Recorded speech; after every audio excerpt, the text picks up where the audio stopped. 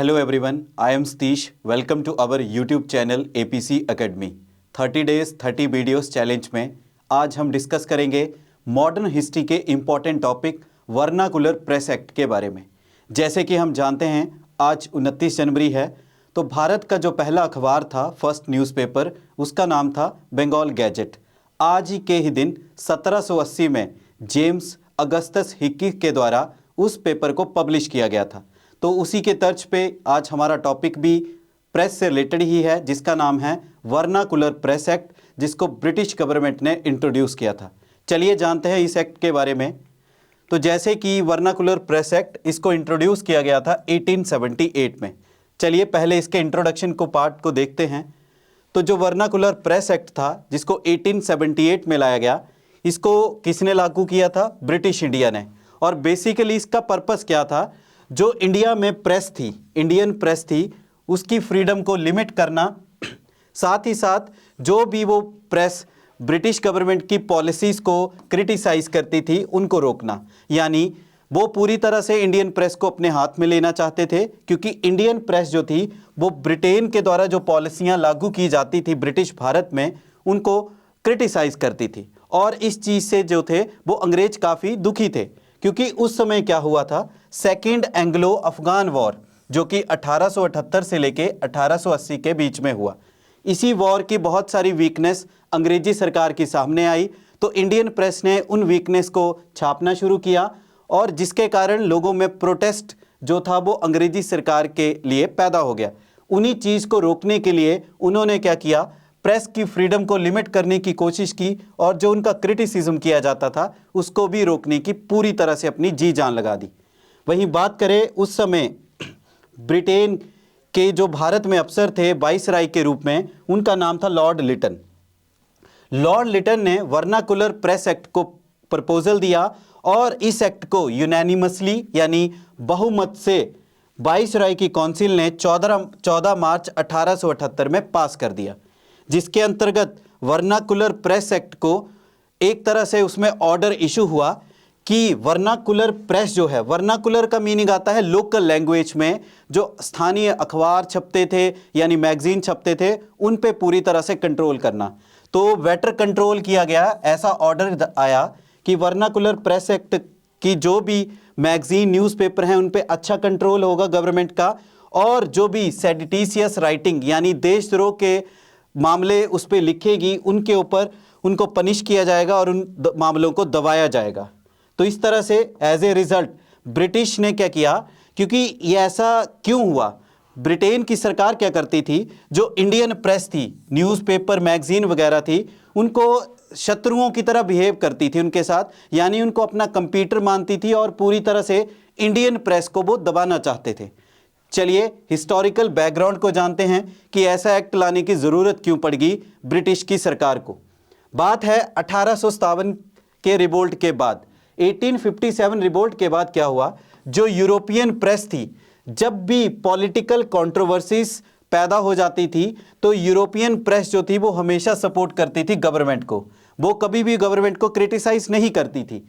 पर जो vernacular press act यानी यहाँ के स्थानीय अखबार और मैगजीन थे, वो क्या करते थे, वो गवर्नमेंट को क्रिटिसाइज करते थे, जिसके कारण अंग्रेज काफ़ी खफा थे कि हमेशा उनको क्रिटिसाइज भी किया जा रहा है।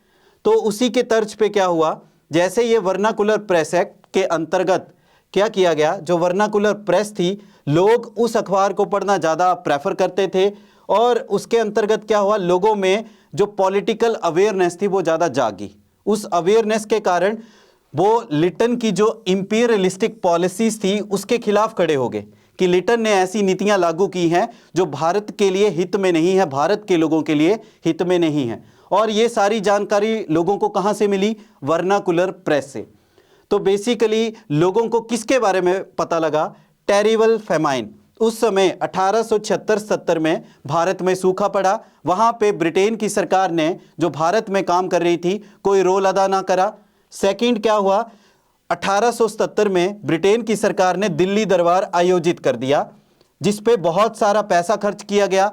पानी की तरह पैसा बहा गया, जिसके अंतर्गत लोगों को जागरूकता आई कि हम ही देश, हमारे देश का पैसा, हम ही लोगों के पैसे को ये अपने लग्जरी स्टाइल के लिए यूज़ कर रहे हैं, इंस्टेड वो हम लोगों की डेवलपमेंट के लिए यूज़ नहीं कर रहे हैं। फिर इसी के अंतर्गत क्या हुआ, जो इंडिया की वर्नाकुलर प्रेस थी वो धीरे धीरे बढ़ना शुरू होगी। जो 19th सेंचुरी का सेकंड हाफ है, यानी 1850 के बाद जो स्थानीय अखबार थे वो ज़्यादा से ज़्यादा छपना शुरू हो गए।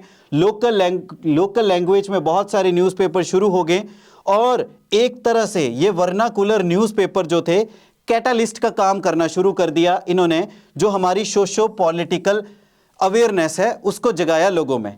कैटालिस्ट मीन्स लोगों में जागरूकता का जो एक तरह से कीड़ा था वो पैदा जल्दी से कर दिया। लोगों को जागरूकता जल्दी से जल्दी मिलना शुरू होगी। लोगों को अंग्रेजों की नीतियों के जो एक्चुअल मोटिव थे वो पता लगना शुरू हो गए, जिसके अंतर्गत अखबार पहले 1857 से पहले इंडिया में न्यूज़पेपर सिर्फ कलकत्ता, मद्रास, बॉम्बे और इन इलाहाबाद जैसे शहरों में ही छपते थे।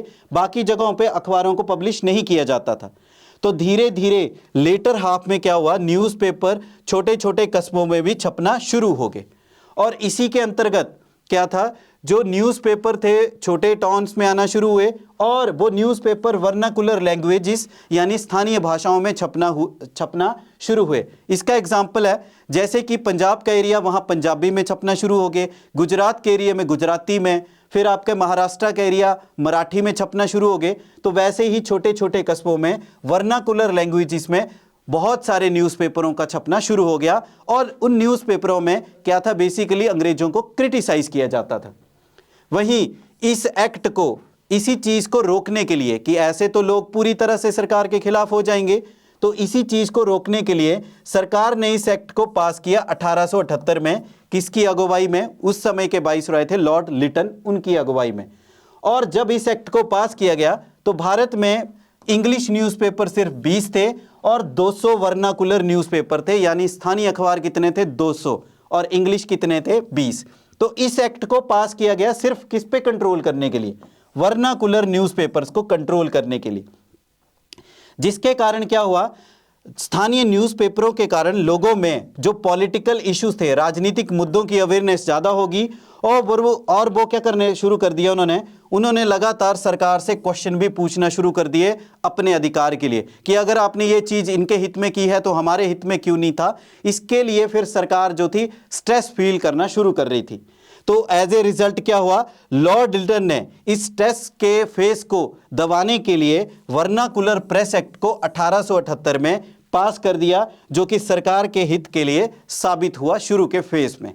चलिए बात करते हैं वर्नाकुलर प्रेस एक्ट के इंपॉर्टेंट प्रोविजन, क्या प्रावधान दिए थे, बेसिकली इस एक्ट में था क्या, चलिए ये जानते हैं। तो बेसिकली इस एक्ट में क्या था, जो डिस्ट्रिक्ट मैजिस्ट्रेट्स जिनको डीएम बोलते हैं, डीएम को ही सारी पावर दे दी गई इस एक्ट के अंतर्गत कि वो किसी भी प्रिंटर या पब्लिशर को अपने किसी भी बॉन्ड में साइन करवा सकते हैं कि वो उस बॉन्ड में ये लिखा जाएगा कि वो न्यूज़पेपर और जो प्रिंटिंग प्रेस है वो सरकार के खिलाफ कुछ भी नहीं लिखेगी उनकी परमिशन के बिना। तो ऐसे बॉन्ड में जो है किसी भी न्यूज़पेपर और प्रिंटिंग प्रेस को लाया जा सकता है और ये सारा अधिकार किसके पास दे दिया गया? डिस्ट्रिक्ट मैजिस्ट्रेट्स के पास दे दिया गया। वहीं डिस्ट्रिक्ट मैजिस्ट्रेट यानी डीएम को ये भी अथॉरिटी दे दी गई कि वो किसी भी पब्लिशर या प्रिंटिंग प्रेस से कुछ सिक्योरिटी अमाउंट जो है अपने पास डिपॉजिट करा लेंगे। इसके पीछे पर्पस क्या था? ये पैसा कमाने के लिए नहीं किया गया, इसमें यह था कि अगर कोई प्रिंटर वायलेशन करता है इस बॉन्ड की, अगर इस बॉन्ड को वायलेट करता है एक बार, तो उसका जो डिपॉजिट अमाउंट है उसको क्या कर लिया जाएगा? सीज कर लिया जाएगा, मतलब फिर उसको वो डिपॉजिट अमाउंट वापिस नहीं दिया जाएगा। सेम चीज एक और बोलेगी कि अगर फिर से वही प्रिंटिंग प्रेस दोबारा से वायलेट करती है तो उस प्रिंटिंग प्रेस को भी बंद कर दिया जाएगा। पहले बार अगर एक बार वो उस चीज का वायलेशन करती है तो उसके सिक्योरिटी डिपॉजिट को सीज कर लिया जाएगा।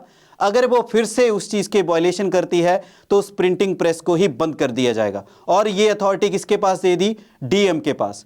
लास्ट पॉइंट क्या बोला गया इस प्रोविजन में कि जो डीएम का डिसीजन होगा फॉर फाइनल, यानी कोई भी प्रेस वाला किसी भी कोर्ट में अपील नहीं कर सकता है। तो no appeal in court of law, जो भी कानून के कोर्ट है उसमें नहीं जा सकते हैं, जो भी डीएम का डिसीजन हो गया वो फाइनल डिसीजन है, उसको चेंज नहीं कर सकते हैं।